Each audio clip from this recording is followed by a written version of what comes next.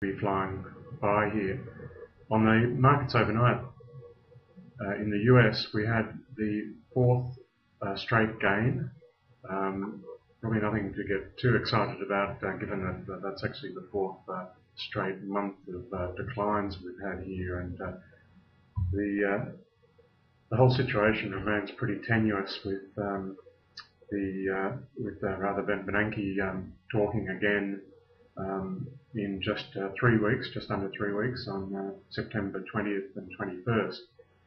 So that'll certainly be an area to be focusing on in terms of what potential tools are going to be pulled out of the bag to address, if deemed necessary, the state of the US economy.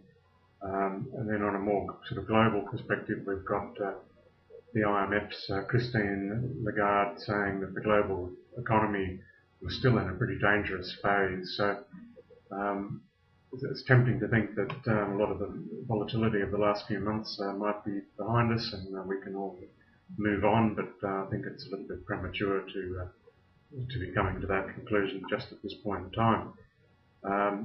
Let's actually have a look at VectorVest here, which is one of the trading tools we use here. And we can see on the US market that we're starting to get some green traffic lights, for want of a better way of putting it, coming up here. Pretty much previous to that, we've had lots of yellows. We're also getting this market timing indicator seemingly turning here. It's formed this base down at negative 0.50 and started to cross back above this one line, which is, or heading towards it I should say, which is really ideally what we want to see. So it's still a little way away from that, and they're indicating here that the colour guard, as it's called, is mildly bullish.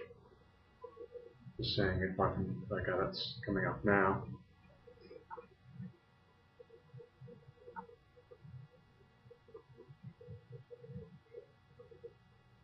Albeit a little bit slowly.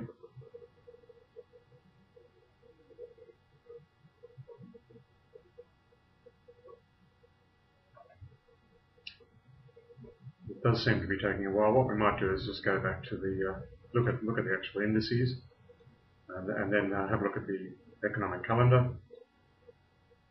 So how did our local market end up? Our US market end up closing out?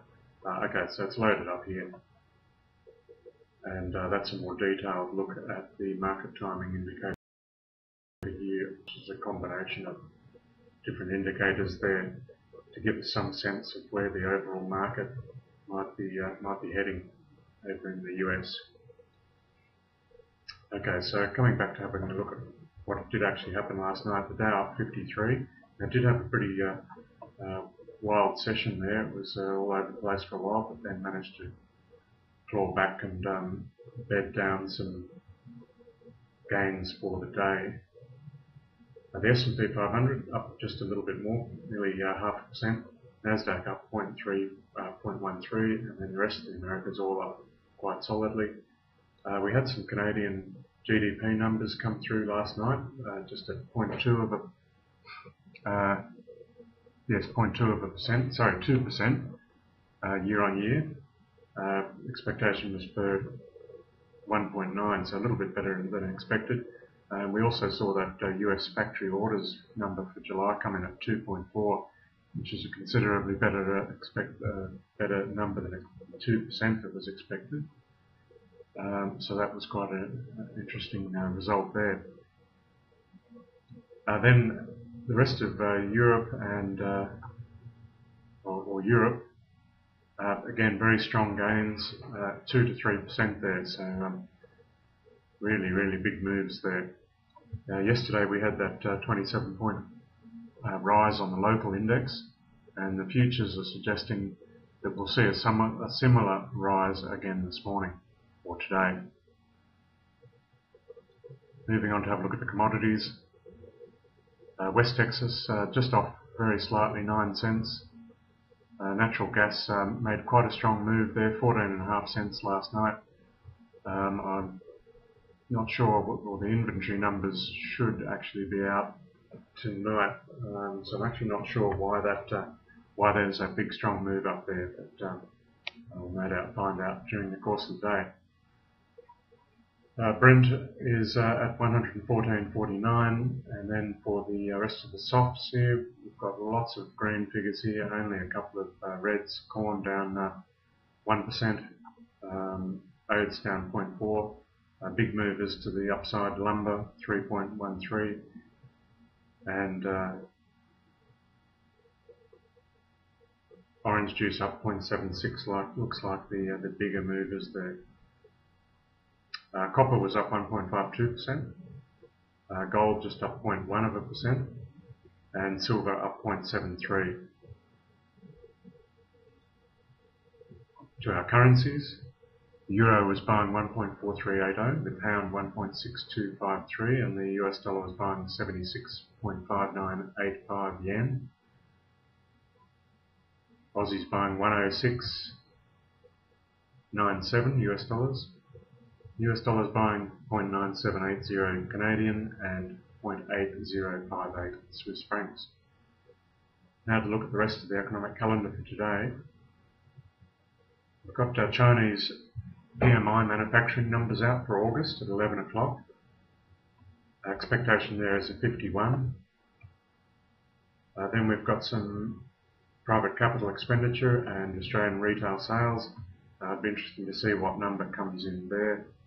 Obviously that'll have a pretty big impact on, or it will suggest what the outlook is for local retailers and whether or not there's any sign that the situation there has turned the corner.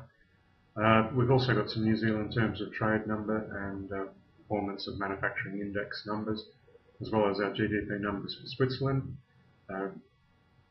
And GDP, yep, month on month and quarter on quarter there, sorry, and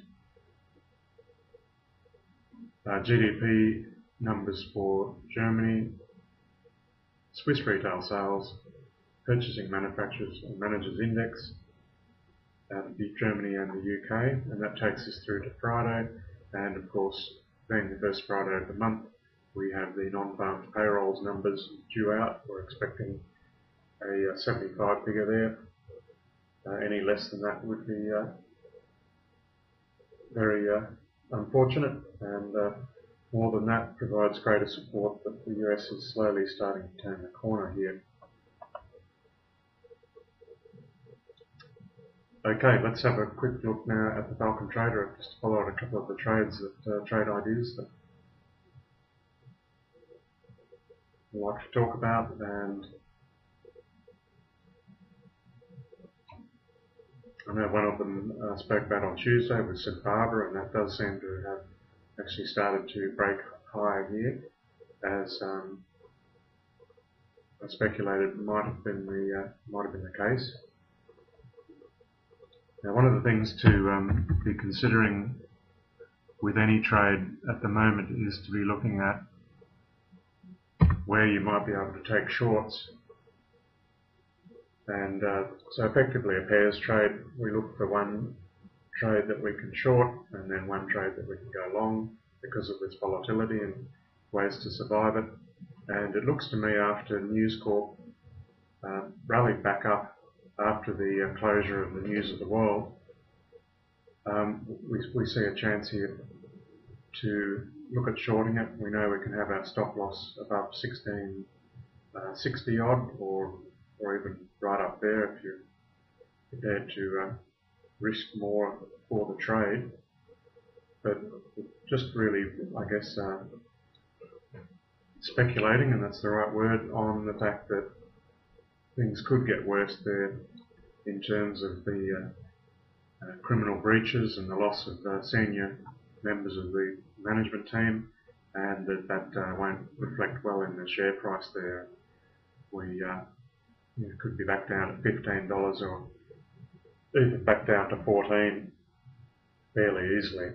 So that's a short there I've been looking at. Haven't actually got in that myself, but might look at doing so just on how things develop and see a little bit more of a reversal pattern there. I'm going to leave it there because there's probably not really too much to follow up on some of those other trade ideas from Tuesday. So I'll leave it there at that. Good trading today. Looks like it'll be a little bit of gains locked in hopefully. So till next time, bye for now.